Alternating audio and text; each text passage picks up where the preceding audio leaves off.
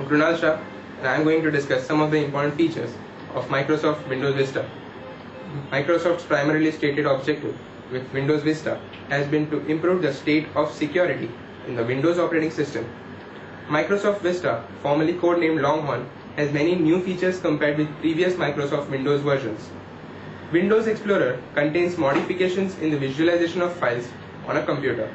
The address bar has been modified to prevent a breadcrumb view which shows the full path to the current location.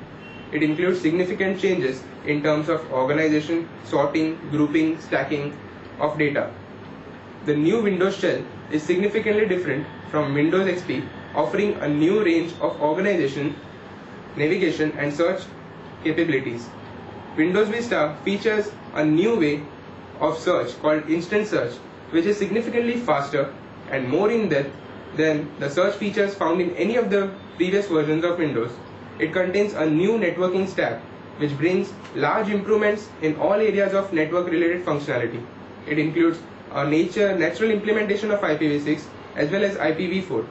Support for wireless networks is built into the network stack itself, and it does not emulate wired connections, which is the case in the previous Windows versions. Moreover, the memory manager and process scheduler has been improved. The startup process in Microsoft Windows Vista has been changed completely in comparison to earlier versions.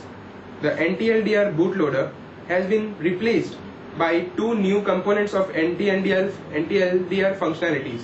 One is windload.exe and second is Windows Boot Manager. It features a dynamic system address space that allocates virtual memory and kernel page tables on demand. It also supports very large registry sizes. Swapping in of memory pages and system cache include prefetching and clustering to improve performance. Now let's come to some of the problems in using Windows Vista. In Windows Vista x64, old 16-bit Windows programs are not supported.